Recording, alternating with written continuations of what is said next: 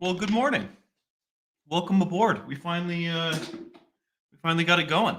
Happy Monday, everyone. Happy Mental Health Monday. I think we're going to start doing a regular segment on Mondays where I do a mental health topic, particularly. I hope that that's all right. I'm sure it will be.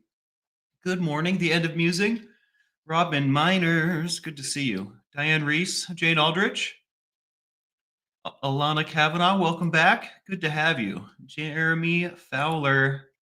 How did I know you'd be in here causing trouble? Just kidding, obviously. Jane Aldrich, hello, hello. Cindy G, Kristen, Melinda, good to see you guys. Welcome aboard. Barbie Crab, hello, hello. I don't know if I've ever met you, but hello, it's my pleasure. Sharona, Faye Crossling, heck yeah, guys. We're going to talk about managing stress, anxiety, and depression today.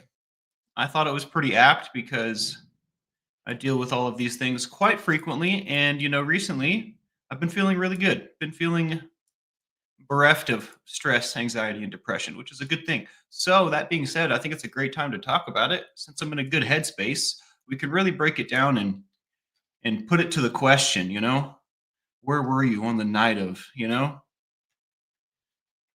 Tommy Bird, what's going on? Barbara Aldrich, hello, hello. End of musing says is 2:20 in the morning and trying to figure out everything I have to do to move house. When are you moving? Is that coming up?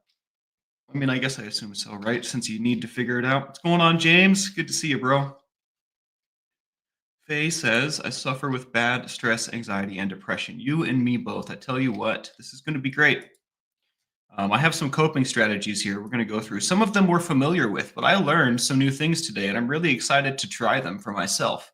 And if you guys take any of these techniques, strategies, and give them a go, you'll have to come back and let me know how it went.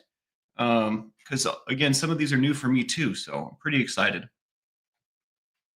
Matrix Rabbit, good to see you. Not in a good headspace. I'm sorry to hear that, dude. Let's get some ones up for Matrix and anyone else out there that could use some extra love today, all right? Everybody needs some help now and again, even though it may not be comfortable to ask for it. But we recognize that everybody needs a little help sometimes. Life is a dreamin'. Shauna B, hello, hello. Good to see you guys. Man, there's been something going on with my throat. I think I got like the watered down version of what my dad had because I've been feeling like a little weird, but not that bad. Not that bad, that's for sure. All right, let's get in here. Coping strategies. So let's start with stress, guys. Stress. Stress is very common. In fact, there are stress hormones. I believe cortisol is one of them. But we have chemicals in our body that are released in response to stimulus, right? That cause us to feel stressed. Now, I'm not entirely sure what the purpose of this crap is, but we can manage it. So we'll start there, right? Being able to relax in moments where I'm not relaxed and I'm stressing is a huge power, is a huge boon. Chase the Heat. Is Chase the Heat in here? Oh, no, you're just, okay. Chase the Heat's video was really good today, says James, sharing what he's going through. So proud of him. I'll have to go check that out. Miss my uncle. I love him. Well, good luck with the repair, guys. Cindy. You too, Roberta. I hope you have a great day. All right. Being able to relax in the heat of the moment is a huge boon. So if we have relaxation techniques that we can just bust out of the old back pocket, that would be ideal, right? Some of these are going to sound a little corny, and some of them are going to be mind-blowing. But this one's a little corny. I think it's very effective, though. It has helped me a ton, especially when I'm getting really angry, which I guess could be related to anxiety, right? But when I'm in one of those headspaces where I'm either super stressed or I'm getting a little riled up, if I can do some deep breathing, maybe count like to 10 or something.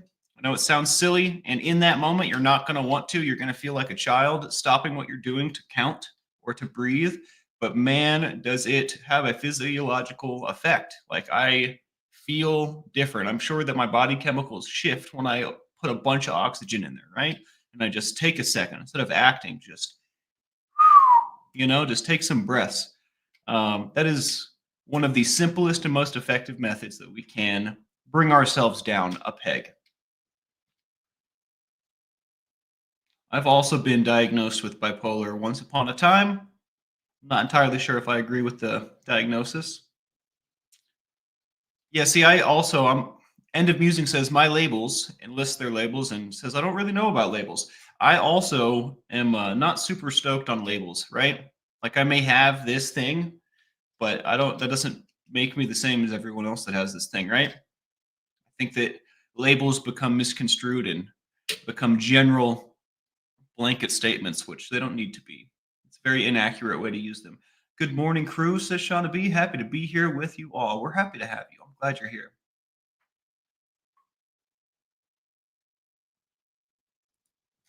Losing my train of thought. Organization is the next thing that we're going to talk about. Especially when it comes to stress, I have to say having a organization in some manner um, makes a huge difference, right? Even when it's something as simple as my homestead. My dad talks about making his bed in the morning a lot, and that definitely plays in here, right? If my bedroom organized, my kitchen, my house, my home, right? My place of sanctuary. I need that stuff organized. And on top of that, and the reason we need it organized is because I'm literally going to feel better, right? If my safe space isn't very rejuvenating, if it's a disaster, right? Which it kind of is right now. If I want to maintain the mindset that I'm in, I need to clean it up. Otherwise, I'm going to fall into a different headspace just because of the organization. Now, we can also talk about the journal here, right? Organizing your thoughts. There's a lot going on in these heads of ours, especially, if we're on the road of recovery, right? Especially if we've, you know, put some pretty heavy things behind us. There's definitely a lot going on up here. So the ability to organize what's going on in my head is going to be the linchpin of my entire recovery journey. 100%, right? And we can do this with a journal, with a planner, with just simply sitting down and thinking about stuff, organizing, right? We need to make sure that this isn't our enemy, right? Which it definitely has the potential to be. Or we can definitely be our own worst enemy, especially when it comes to the topic of addiction and recovery, right?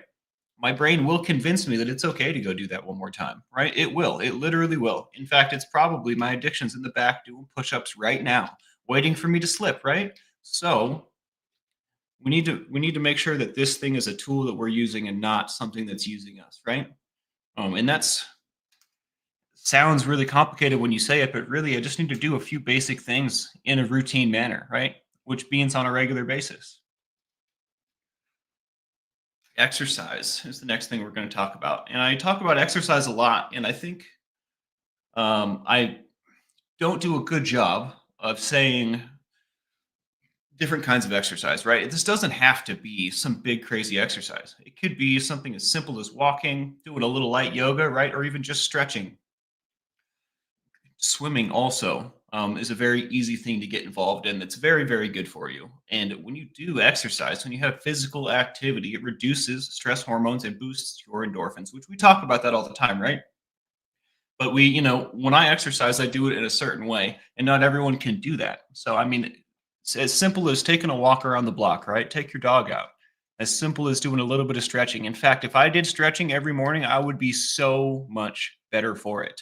Every morning I wake up and think, man, I really need to stretch. And also before I go to bed, I have that same thought, and I never really do unless it like really starts to get painful, which is a bad habit that I have of pushing things to the absolute limit and then taking care of it, right? That's the exact opposite of what we're talking about, organization, right? That's me allowing things to not be organized. That's me allowing things to get away. And that's going to pile up stress on my plate, in my mental, 100%. Alana Kavanaugh says exercise is so important. Pain can be caused by underusing muscle as well as overusing. Interesting. Yeah, atrophy probably doesn't feel good. It probably hurts, I would imagine, right?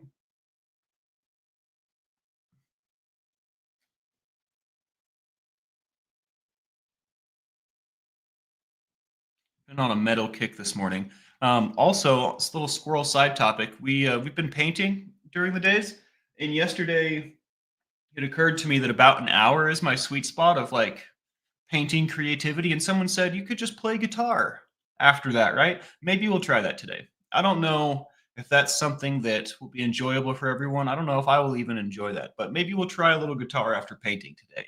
Let's see how it goes. It's an idea that I had this morning. I felt inspired, so maybe we'll give it a go.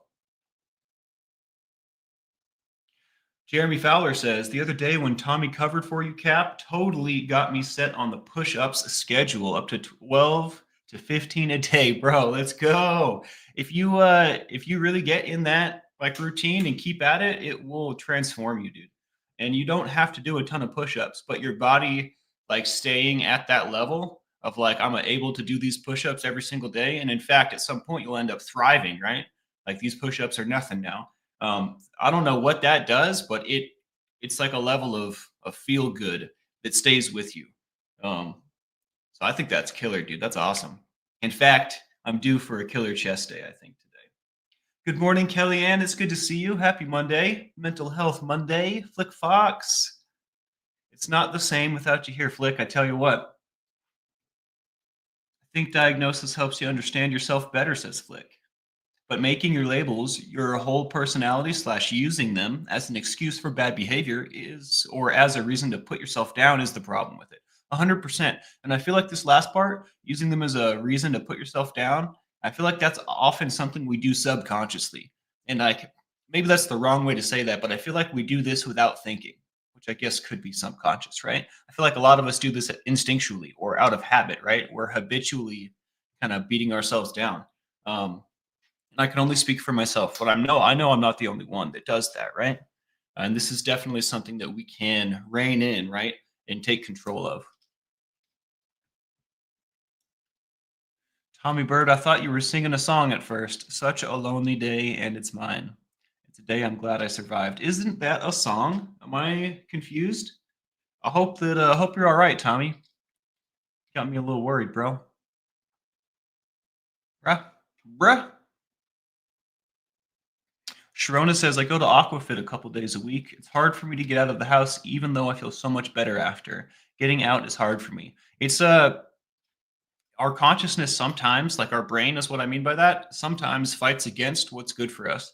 My dad talks about this a lot, especially when it comes to recovering, right? Whether it be an addiction or overeating or gambling, like whatever it is that we're changing about ourselves, right? Whatever progress we're making, our brain doesn't want that. Our brain wants to stay comfortable and like just not have to worry about things and wants things to be exactly how they are. I believe they call that homeostasis, right? Everything's just kind of working, except in a lot of cases, the reason we're making these changes is because it's not homeostasis, right? Everything isn't working.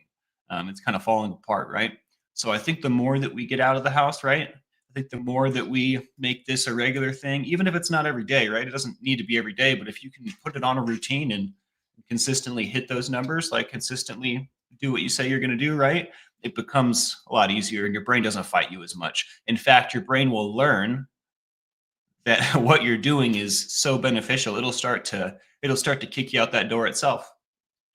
You'll start to feel motivated to do so. And it is a long process, right? This is something that I work on every day. I still struggle with keeping a consistent routine. And it might be something I struggle with forever, right? But it's something that I can make progress on forever. It's something that I can always do a little better at. So I'm not really worried. It's okay. Brianna Miller, it's so good to see you. Brianna Miller says, I have severe muscle atrophy. It's horrible. I walk with a cane. I'm only 32. I can't believe I let myself get this bad, but I'm trying to get better. That doesn't sound pleasant, Brianna. I don't think that I really know your story, Brianna. If you ever feel like sharing how you got like that, how you ended up in that position, I would love to listen. But I tell you what, things that we can do, right, to move forward is make sure you get up and stretch those legs, right, daily, or maybe every other day, right? The next part of what we were going to talk about was manageable steps, right? Breaking tasks or ideas, right, that I have for myself into breaking them down into manageable steps. So obviously, you're not going to go out, you're not going to start flying tomorrow, right? We're not going to do that. But we can take baby steps, right? Every day or every other day, however you want to start, do one little thing, right? And then when that becomes a habit, you'll be sitting down afterwards, like, now what? That's when you add something else, right? And we're just going to do that baby steps into a better life. It's a lot easier to sit and think about it and to contemplate like your situation, I mean, than to, work on it. But working on it only takes a short amount of time, right? I mean, the day's got 24 hours in it. Even if we just spent 30 minutes or an hour doing something beneficial, right, for our future, and we did that every day, I mean, that would make huge differences. And it really wouldn't take much away from the time that I have, right? Thank you for sharing this, Brianna. I didn't know this about you. I did not know this about you. I'm glad that you have people that love you around you as well, Brianna. That makes me feel a whole lot better about it. Shout out to your boyfriend, by the way. I don't know. We don't really speak about him all that often, but I'm a fan. I am a fan. Faye Crossling says, I find it difficult keeping a routine too. It's so hard sometimes, though. Yeah, it's one of the hardest things that I work on all the time. Part of me feels trapped by a routine, right? Like, oh, I'm going to do the same thing every day, right? What is my life? But that's not really what it is, right? That's just what my brain tries to tell me. Um, and again, same concept, Faye. If we can do, let me click on your comment here. Lindy, good to see you. Annika, hello, hello. What was I talking about? Again, with like baby steps, right? If we just add one thing to the routine, I'm going to use making the bed as an example. It's one of my dad's favorite examples. If I just make my bed every day, that's just the one thing I'm adding to my routine, right? If I can do it every day, eventually I'll be sitting on the bed afterwards, like, now what? Well, then it's been assimilated into your routine, right? So we add one more thing. I think that I don't know if you suffer from this as well, Faye, but personally, I like to add a bunch of stuff to my plate. I'm like, I can handle it. And then I'll drop balls that I have had in the air forever. When I say balls, I'm referring to my routine as like a juggling act, right? I'm just adding more things. Each thing that I'm in my routine is a juggling ball, right? If I pile a bunch of stuff on, I'll like lose some of the stuff I had going. So just one thing at a time, right? And that's something that I struggle with regularly. I bite off more than I can chew, or like I don't take the leap at all, right? It's hard to find that middle ground of like just doing enough, just a little bit more. The end of musing, thank you so much for your support, yo. When I got sober 5 years ago, it actually meant my psych of over 10 years has completely questioned whether trauma was the major factor, not bipolar. And this this story is not uncommon, dude, which is, in my opinion, super unfortunate, right? I mean, as a human race, we're trying to understand our mental and our health. We're trying to understand these things more, right? But I think in doing so, we might have jumped the gun a little bit, right? And taken diseases for trauma and vice versa, right? I think both of these things can cause the same effects depending, right? Trauma and disease, whether it's mental or physical, um, are both vast subjects, right? A lot of things fall under those umbrellas. So I think, and they also, if you look at like a Venn diagram, I think they overlap a little bit too. I think there's some stuff that is shared, right, by both, characteristics that are shared by both. And I think with this end of musing, it's going to be really beneficial to try not to focus on what went wrong and start focusing on what we can make right, right? Because it's easy to get stuck in the past tense when I can't affect anything that's already happened, right? If we could stay here in this present moment, I kind of plan a little bit for the future, but really stay right here focused on what I have control over, which is this moment, right? This time. The time is now. I think that will help you a lot. But yeah, man, I'm glad. I'm happy to see you showing up every day, man. I hope things are going well for you. And by the way, 5 years. I almost forgot I have a trophy. Now you have a trophy. Congratulations. That's a big deal. 5 years. I've never had 5 years. Not once. Not even once. One day.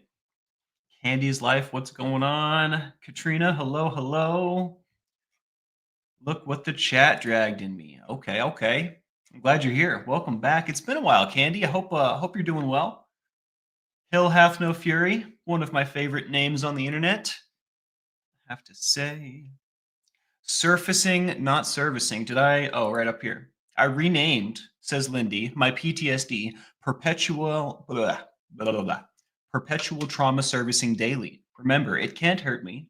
put it on my fridge and read it constantly. Does that help, Lynn? This is I would consider this cognitive behavioral technique. I would consider this a cognitive behavioral technique, right? You're questioning the way your brain's working and its validity, and you're actively trying to change that. I love that so much. Leaving little notes for yourself, especially like when I work on my self-esteem, that's something that I do. I'll put sticky notes on the mirror in my bathroom that say awesome things about me, and then I'll read them to myself and smile. And that always helps me bring me up a little bit. Yo, guys, there's so much information that I have for you today. We have barely gotten through any of it, which is fine, right? 2 weeks no cigarettes, says Matrix. Let's go. Are you still on the vape, dude? And does the vape scratch the itch? Does the vape do it for you? Lindy says you can trick your brain. Absolutely. I'm in control, right? Not my brain. Hopefully, at least. It doesn't have to be that way. I'm going to go back and read Brianna's message. I saw her responding. The short answer is I dug myself into a hole after. Oh, yes, I did know this. I forgot. Sorry to bring up stuff that sucks, man. Not being able to get out of bed for months and months. Then slowly months turned into years, and now here I am. Oh, my Lord. That sounds absolutely terrible. It sounds absolutely terrible. Well, I'm glad you found us.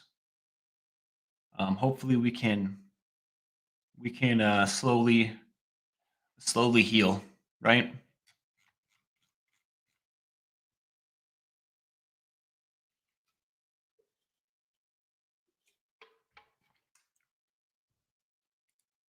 Candy, I'm actually getting something on my tongue. That feels like it burnt my tongue. That's really weird. Maybe I just am dehydrated and I need water. That's probably the case. I'm actually getting ready to start the testing for lupus, and I'm honestly scared poopless, as my sister was just recently diagnosed last winter. Oh no. Well, let's get some ones up for Candy and her sister. And hopefully we get some good news. But the fact that you're going in to get tested is a good thing, right? We need to know. These are the things we need to know, right, about your health. If we don't know, we can't, do anything about it. So, Swiss Vapor, what's going on? I almost missed you, bro.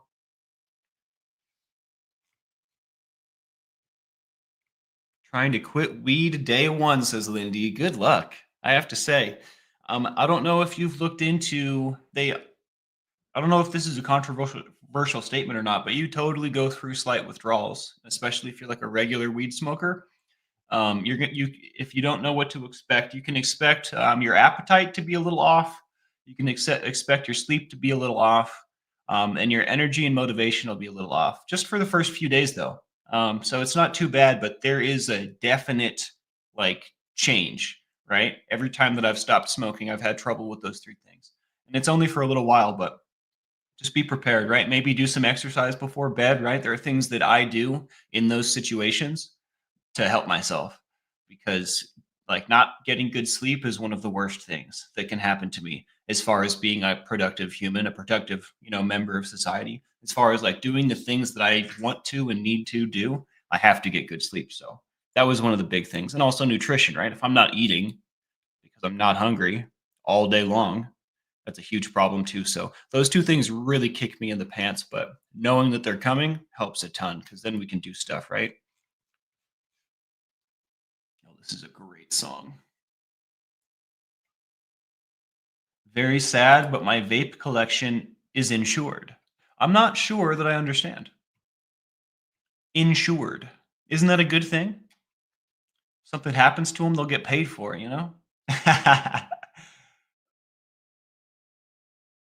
Tommy Bird says, I once heard that no person in the world actually smokes. The cigarettes do the smoking, and the people, well, we're all just the suckers. Wow, I like that a lot. That's pretty funny. I'm going to tell that to my smoky friends the next time I see them. All right. Let's get back into here. What's the last thing we were talking about? Exercise, boundaries. I'm not going to spend too much time on boundaries, but as far as regulating stress and coping with stress, we want to say no when we're overwhelmed, right? And often we're going to need to learn how to do that.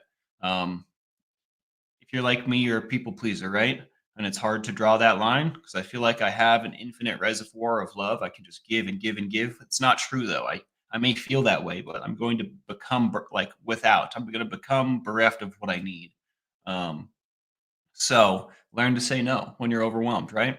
And also prioritizing self care and downtime. That was an interesting concept for me when I first learned about this. Prioritizing downtime. Isn't that not? Isn't that the opposite of what I'm supposed to do? I'm supposed to work hard, right? Play harder, blah blah blah. Well, not a, I mean, that's just a construct, right? That's just a societal expectation, somewhat, right? I don't think that that's real. I think that what we actually need to do is make sure that we're good, especially we're healing, guys. We are healing. Whether you're, whether you're healing from addiction or gambling or overeating or, a deep depression, brought on by external circumstances that you have no control over, whatever we're healing from, we're healing, right? So downtime is good. We like, what do you do when you're sick? You stay in bed and you eat soup and you try and relax, right? You try and get better. That's literally what we're doing, except it's like a sickness of the soul, except it's in our heart. It's not in our physical heart, right? We don't have heart disease. We have soul disease. Something's eating away at the inside of us that we can't taste, smell, touch, hear, see, right? It's a sixth sense.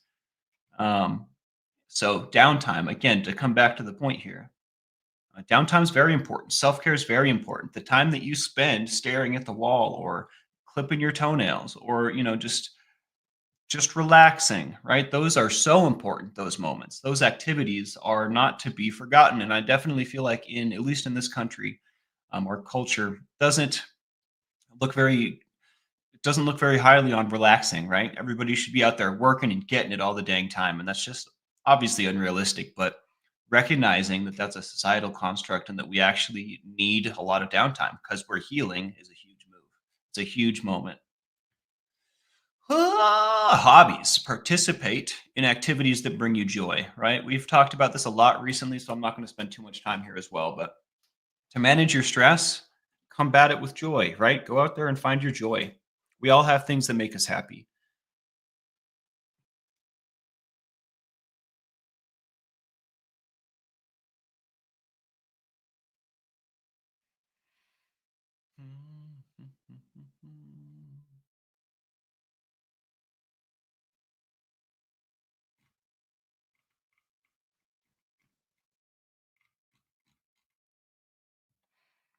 All right, let's move on to anxiety. This is we're going to start with one of the techniques I learned today. I didn't know about this. I'm going to have to test it. So, anxiety is a response. It kind of like a trauma response, but it's more of a fight or flight response. Anxiety is a function in your body that originally, like in the caveman days, was designed to protect us. Now we feel anxiety when I'm worried about paying the rent, right? Or I'm worried about what's going to happen when I go to work on when I show up to the office on Monday, right? Because something, something, something. Now anxiety is a response that we have to a bunch of things, and it's kind of out of place, right? This part of our brain is the old part of our brain. It's our instinctual part, right? The caveman part that's causing anxiety. So to recognize that this is a bodily function that serves a purpose, right? But right now in this moment in today's world, it may be confused, right? I'm going to have a literal fight or flight response because I'm thinking about whether or not I can afford to pay rent, right? Like obviously there's not looming danger. Like a T-Rex isn't going to step on me, or eat me, right? The tribe across the way isn't coming to enslave me in my village. You know what I mean? It's not like that, but there is danger. It's just not imminent.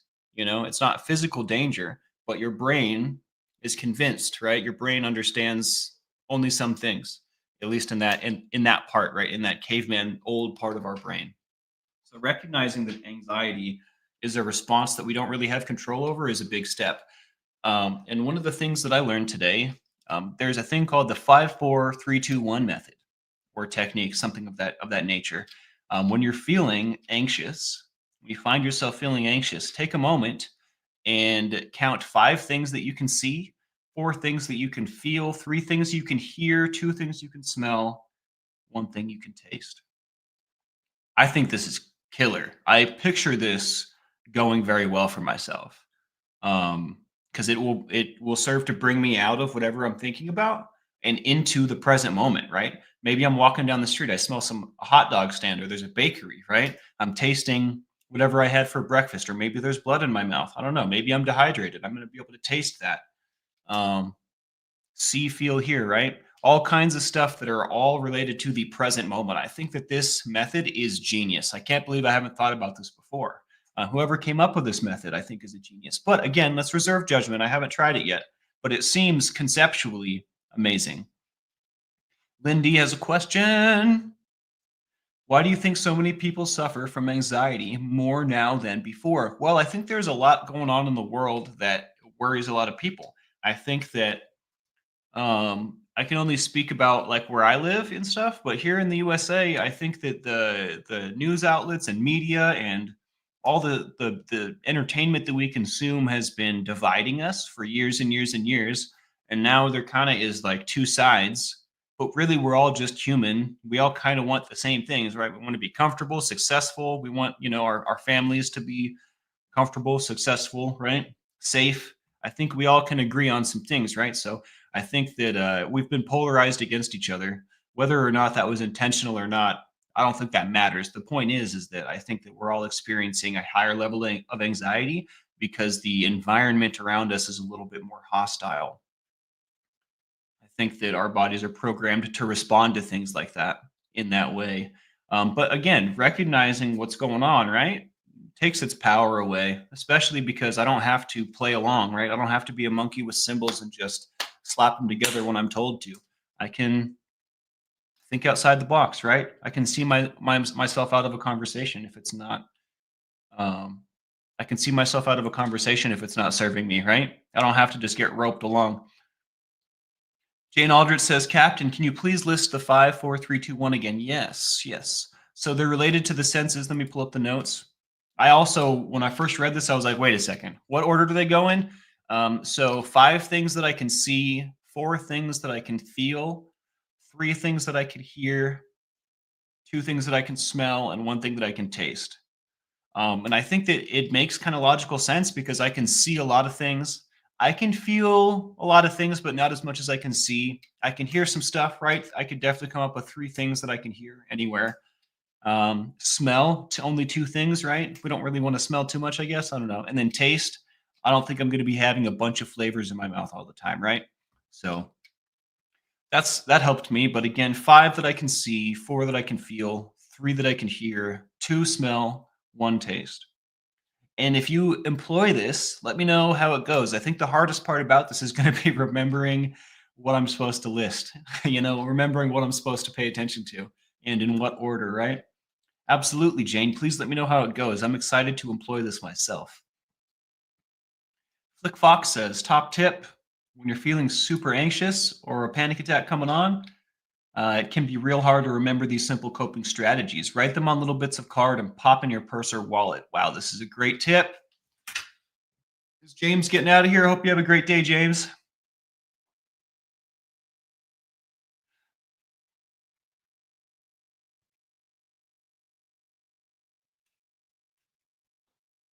song is this?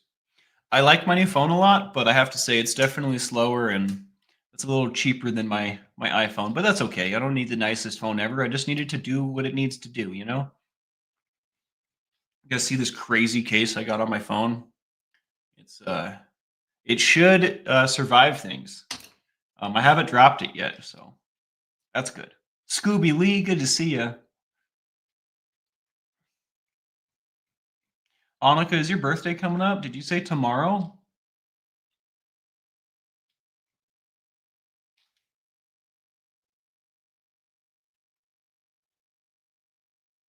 '26. That's a big year. '26 was a great year.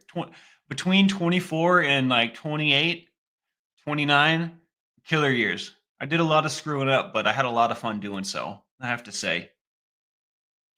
Alana Kavanaugh, thank you so much for your support. I'm glad you found us. It seems that you belong with us. It seems that you belong here. You've made fast friends, and yeah, I enjoy your presence. Thanks for coming.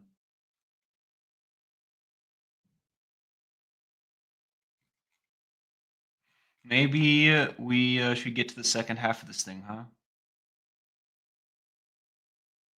Happy Thanksgiving week, Natalie. Thanks for stopping by. Missy Ann. Are more people feeling anxiety, or are more of us talking about our anxieties? This is a good point as well.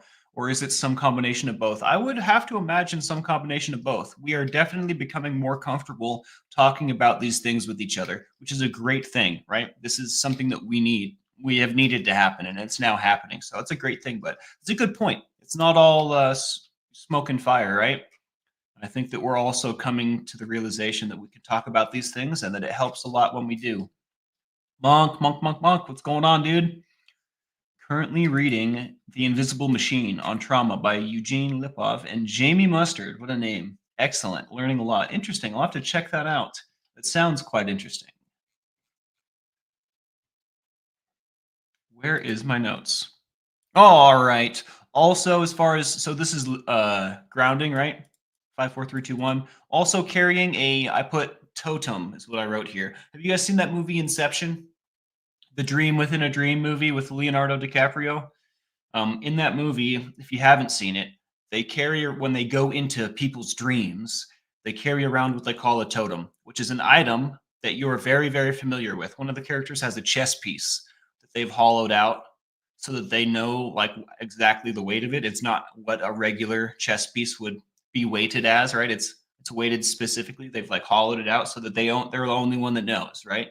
They're the only one that's familiar with how this piece feels, so that when they're in a dream, they can pull it out and if it's the right weight, then they're in control, right? But if it's not, they're a in someone else. I can't remember exactly how it works, but the totem allows them to tell if they're in trouble or not, basically, because they can tell. Like it's a familiar little object. So even this, if I carry around a little object that I love, you know, in moments of stress or anxiety, I can just kind of hold it, maybe spin it around, play with it a little bit.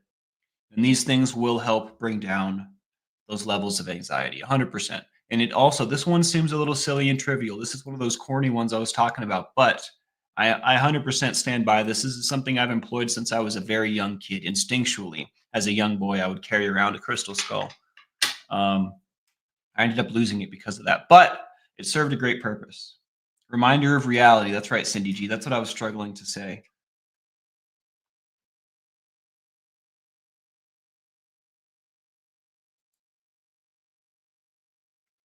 Also, as far as anxiety goes, we would like to limit triggers.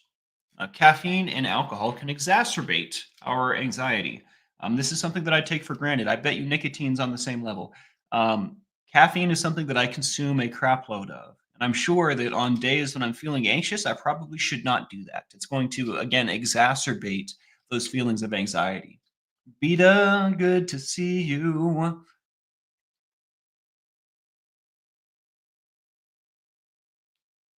And also screen time, right? How much time I'm spending staring at my phone and watching the news. How much time I'm spending consuming these things is going to contribute to my anxiety. Well, I shouldn't say that. If news and things that you watch contribute to your anxiety, you should limit the amount of time doing so, right? Kind of goes without saying. But a lot of us don't make that conscious connection because we're scrolling subconsciously, right? So definitely worth noting. Also, I have written here cognitive behavioral techniques. So, like we were talking about earlier, challenging negative thought patterns. Practice reframing your thoughts. Question the validity of things that you just do. Right? Why am I doing this way? I've been doing it this way forever. Is it still serving? You know, cognitive behavioral techniques. We're going to question ourselves and better ourselves through that. And also, again, we're not going to spend too much time on this, but support network. Right? We all know about this. We talk about this all the time. That's what the lifeboat is. That is the purpose that we're serving in a large regard. So having people around you that you can speak with, that you can share with, that you can fall down and get back up with is invaluable, right? You can't tell you how valuable this is. You can't put a value on it. That's how valuable it is. Vanessa S, hello, hello.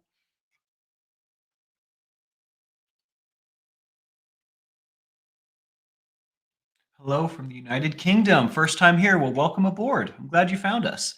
I'm Captain Calhoun, and this is the Lifeboat. We've been talking about coping strategies for anxiety, stress, and depression. We're about to move from anxiety into the depression. Um, so, just in time for some killer stuff. So, with depression, this is a whole nother beast. And we're going to start small with depression. All right. We're going to set, we've talked about this a little bit today already. We're going to set achievable goals, right? If we're feeling depressed, we need to find a sense of purpose, right? But we need to do so in a way that's not overwhelming, that's not going to be biting off too much that we can chew, because that's going to backfire, right? If I bite off more than I can chew and I'm trying to get out of a depression, I'm going to fall deeper in, right? So, that being said, let's just start small. I'm just going to make my bed this morning. I'm just going to make my bed tomorrow, right? When that becomes, again, natural, we'll add one more thing. Um, I would set achievable goals, and it doesn't have to be routine based. That was an example of setting baby step goals for a routine. But as far as getting out of a depression, maybe there are things that are contributing to your depression. Maybe you're isolating, right? Well, let's get out of the house today, just a little bit, right? Maybe I'm not physically active. Probably not if I'm depressed, right? Well, let's do a bit of light stretching today, right? Maybe just a little bit of yoga, like 20 minutes, 30 minutes, who knows, 15 minutes, who cares? Just a little bit, right? Baby steps. And as we do these baby steps every day, we can add one more, right? As it becomes assimilated, right? Now I make my bed every day without thinking, or I've been stretching every day and it just kind of is natural now. Well, let's add something else on top of that now. After I stretch, I'm gonna XYZ. Let's set achievable goals. And that way we will derive purpose and value, right, from getting things done. Being productive feels good, right? And this is going to help your brain, which is the problem, right? If I'm depressed, my brain's not doing, like, it's doing something and I don't like it. So we're going to stoke that reward system, that reward center of our brain, by little baby steps, achieving little goals, and that will serve to start the process, right, of becoming happier again. Also, we're going to hit physical activity again. Again, even light activity, right? Stretching, light yoga, just going for a walk around the block, right? Taking your dog out, whatever the case. It doesn't have to be a lot, but just do a little bit, just do something. I promise you need to. You really do. Also, for depression, routine. We can derive a sense of purpose from structure, right? It feels good to achieve things, and I can achieve things better when I do it on a routine. And all of this just serves to, again, give me a sense of purpose and a sense of value. I've done this today. I've done some things. I worked on myself. I worked on my house, right? Whatever I did it, and it's wonderful. It makes me feel good, right? Also, we want to practice daily gratitude. It's very easy to figure out what you're grateful for. It's far easier to completely take gratitude for granted, right? Like, I have this apartment, I'm safe, secure, I have a roof over my head. Um, I just got a new neighbor who isn't trying to kill the people that he lives with all the time. That's great. That's awesome. My first neighbor that's a sane human. Pretty stoked about that. He's also a redhead. I think we're going to be friends. Um,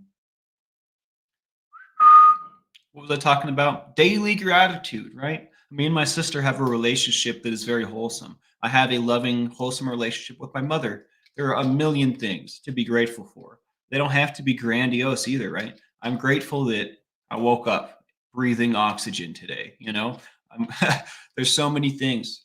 If you can practice three gratitudes, three things that you're grateful for every day, it's going to bring your joy way, way up. I promise. I promise. There's like a general like swampiness to my brain when I'm depressed. Like, everything just kind of feels icky and gross and everything sucks. Well, if I can't feel like that if I'm also feeling grateful. It's kind of like left brain versus right brain, right? I can't be logical and emotional at the same time.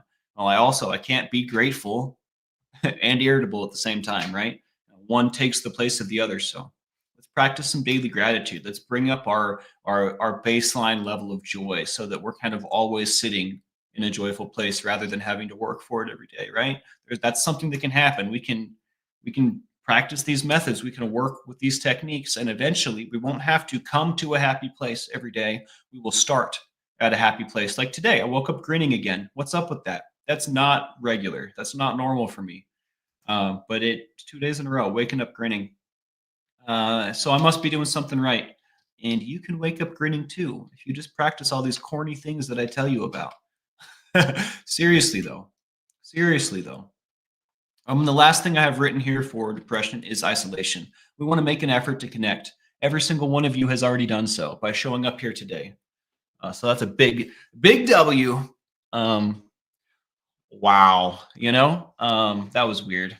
Anyways, Christy Anise, hello, hello.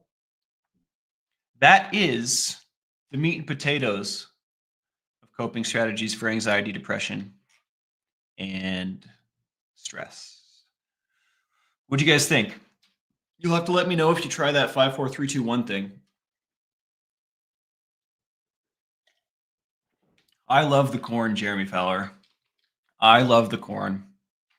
I like being a quirky, I don't know, I like being a strange human sometimes, Do you ever walk down the street and you're like, you don't see that every day? I love those moments. It's the little things that I derive joy from, like being a little weird, being a little quirky, noticing something in a light that no one else did. It makes me laugh, These things serve me greatly.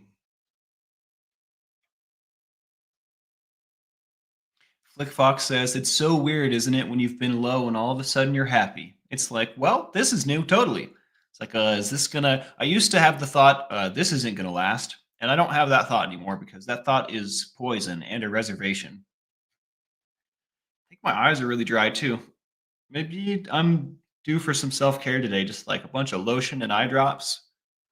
My skin has been telling me it's excessively dry. It is way drier here than it is in Utah. Both deserts. Both definitely deserts. Barbie MO4, hello, hello, welcome in. Good to see you in the live. I was going to say in the flesh, but we're not. That's not really what's happening. Jason P, what's good, brother? It's been a while. Or I shouldn't say that. That's not what I meant to say. I didn't realize you weren't here. That's crazy. I just kind of assumed that you're always here, man. I hope you have a wonderful day, dude. Don't get in trouble at work. But we are thinking of you, Mr. P. And I'm sure we'll see you again soon, bro. Gail Rayshawn says, I have heard about 5, 4, 3, 2, 1. It just gives your brain other things to think about instead of concentrating on the boohoos. Also, Gail, I noticed when learning about this today, all of the things that you're noticing are in your present moment, right? So not only is it giving your brain other things to think about, but it's giving your brain things to think about that are right now, right? We talk a lot about getting stuck in the past in our heads or thinking too much about the future, which are both things that we can't directly affect right now. We can't affect the past at all. And, we can affect the future once we get there, right? But right now, in this present moment, we have the most power, the most control, right? We can affect the world the most right here, right now, right? So I think that is a very important factor in this method that really made me say, oh, okay, can't believe I didn't think about this before. I don't know if I should say this out loud. I tell you guys, my neighbors next door are like always trying to kill each other. I finally saw the girl and she is gorgeous. She is so beautiful. I might let her beat me up too. Obviously a joke, but when I first laid eyes on her, that was the first thought that I had. I was like, oh, well, I guess that makes a lot of sense now, Anyways, I wish them the best. I hope that they figure it out, but she's beautiful. Absolutely gorgeous. I hope I wasn't the only one that found joy from that. I hope that was funny for you guys too, because I've been telling everybody that too. It's pretty funny. She just walked by.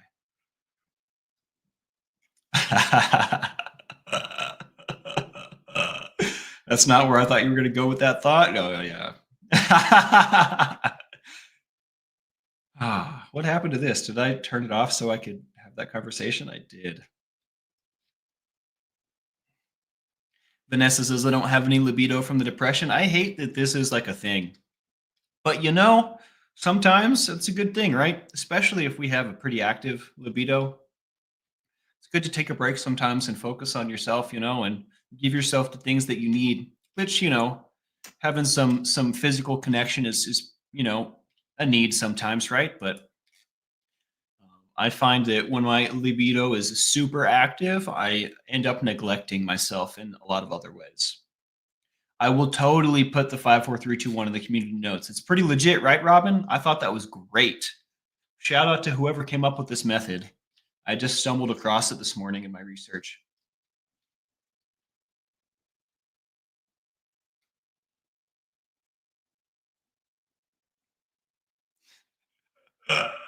Oh my gosh.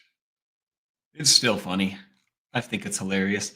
All right, guys, hit that like, subscribe, and the bell for notifications if you like what we do here. I will be putting. I think I might go through the community page and we often use the community page to give announcements. I'm gonna go through there and probably delete all the announcements that are no show tonight. You know what I mean? Because they just kind of clog it up. And then we can have notes in there like this, like the 54321 method. So I think I'll take that under my belt today. I'll take the community page under my wing and kind of give it some extra love.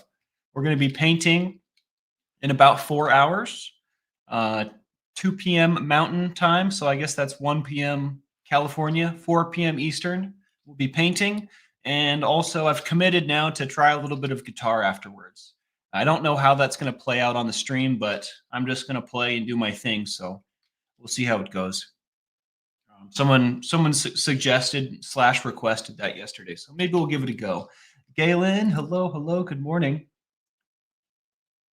Spanx, the package was sent today. Well, I'll keep an eye out, Dale. Thank you for sending me wonderful things, dude. I appreciate it. They are being consumed regularly, as you well know.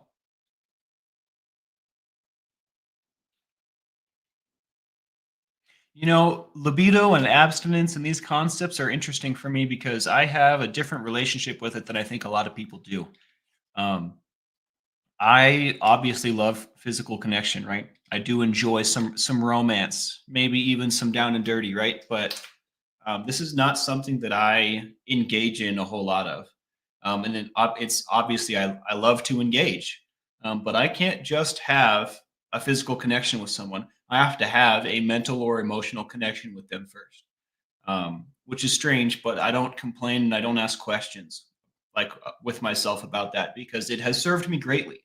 I find that I observe my friends treating their libido much differently and just kind of being super duper active, right? And I'm grateful that that's not activity that I engage in regularly. Because and maybe it's just for me, right? Maybe it's just for me, but I end up having a lot of complications mentally and emotionally with physical connection. So if I proceed the physical connection with those two things, everything kind of feels better. It all kind of meshes good. Um, and in fact, I don't think that I can feel that about a person unless we have that emotional or mental connection. I am somewhat a slave to my emotions in those regards. And that's okay. That is totally okay. I don't need to be out there just having meaningless coitus. But I do have to say it also makes for much less coitus than some people, which is totally fine. I think that sex should mean something, you know? I don't think it does for a lot of folks. I think it's just serving head, I don't think that that's healthy. It has to be cerebral for me always, says Vanessa. I think that that's such a cool thing. I didn't realize that this was the case for me until I was into my adulthood. And I didn't realize that this isn't like that. It's like not everyone's. I didn't realize everyone's not this way until after that, even. It's only good when it's love, says Vanessa. Absolutely. I agree.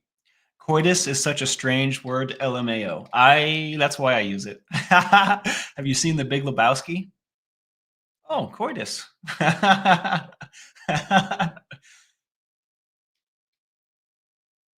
We've had fun today, guys. Thanks for joining me. I'm starting to get wrinkles on my around my eyes and on my forehead from smiling so much. I'm becoming a very happy person. It's just good. This is good. Where do we send you recipes? Asks Caitlin. Hmm. There are a number of ways we can do this. I think email is probably the easiest. Let's do. I need to check because I just created this email, and let me double check that I'm giving you the right one. I don't want to screw it up.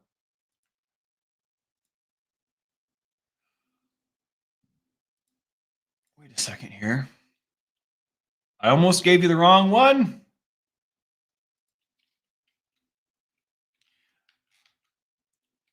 I have too many emails, guys. It's getting out of hand.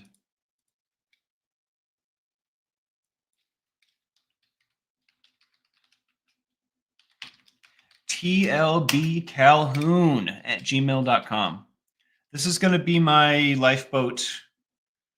This is going to be my lifeboat email. I used to use sober@myyahoo.com, and I can't remember why we stopped. It's still there. Maybe I don't have access to it. I forget. Something happened. So this is now how you can get a hold of me. I also, for those of you that reach out to me on Messenger, you continue to do so. Nothing has changed. But for like ease of access, this is easy, right? We don't have to do any fiddling or finding each other. Like you can just type this address in and send it off, right? So also, if you do want to connect on Messenger, my name on Facebook is really strange. Don't judge me. They wouldn't let me spell dream properly. And now I feel like I'm just going to change it to Calhoun or something. But AK Dudley says, I came in late. What's the 54321? The 54321 is a coping strategy for dealing with anxiety. It's a method of grounding yourself out when you're feeling overwhelmed or anxious. And the 54321 method is 5 things that I can feel, 5 things that I can see, 4 things that I can. I'm going to move the notes over here so I don't have to look away. Struggling here. 5 things I can see, 4 things I can feel, 3 things I can hear, 2 things I can smell, and 1 that I can taste. If you're feeling overwhelmed or stressed out, anxious, take a second, count 5 things that you can see, 4 you can feel, 3 you can hear, 2 you can smell, and 1 you can taste. And what that does is it takes your mind off of whatever you're stressing about and brings it not only onto other things, but into the present moment, right? Right here in this moment where I have power and control, right? Where I can affect the outcome of situations, right? Which I can't do about the past and I can't do about the future. And I get stuck in those places a lot, especially when I'm anxious, right? And I'm in my head. So I think it's a double whammy, right? It takes you out of your head and also puts you in the present moment because you're counting things that are stimulus around you, right? Wonderful method. I learned about this today. I can't wait to try it. And also, same subject, coping with anxiety. AK Dudley. We also talked about carrying a totem, right? Carrying just a familiar object that you like around with you. That when stuff gets heavy, you can kind of pull it out and just roll it around, and it'll make you feel familiar. It'll just kind of help bring you down just a bit. Simple tools. Can you do a short on the 5, 4, 3, 2, 1? Pretty please. I think I can. I think I can.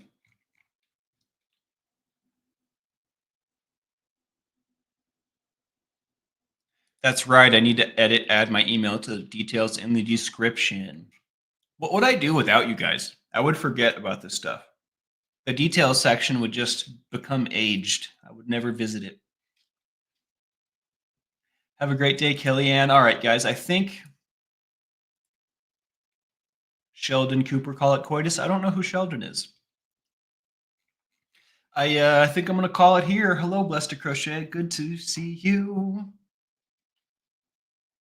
Yeah, get some sunshine, Brianna. That'll be really great. That'll be really great. I bet your cane is like the coolest cane of all time, by the way. I bet you've got like one of those canes with like, like Lucius Malfoy has the cane with like the silver snake head, and it's like, whew, it's his wand as well. I bet your cane is like way incognito cool. But yeah, get some sun. Did you know that getting the sun on your skin regularly is like a health benefit? You get, I believe it's vitamin D from the sun. So if you haven't got sun on your skin today, go ahead and get some. Get you some. All right, guys. On that note, much love. I'm going to get out of here. This has been, it has a seat and everything. What? Dude, that's way too cool. What? I'm going to paint some flames on the side of it and get you going, you know? You guys remember when the PT Cruiser first came out? I remember there was a mall. I think I was living in Reno, Nevada. There was a mall. I think it was called Park Place. I might be wrong. That actually might be a Tucson mall. I can't remember, but there was a mall, and they had like a car sitting in the middle of the mall, and it was like sign up to win this, and it was a purple PT Cruiser with a different shade purple flames on the side, and I was like, I could win that. My Uncle Johnny used to call him the TP Cruiser. He used to talk all kinds of trash on the PT Cruiser. TPB in trailer park, anyways. Not trying to talk mess on anyone that lives in a trailer park or that owns a PT Cruiser, but back in the day when the Purple Flames PT Cruiser was a thing, it was funny. It was funny. All right, guys, on that note, I'm out of here. This has been The Lifeboat. Mental Health Monday, folks. Be good to yourself. We'll see you soon.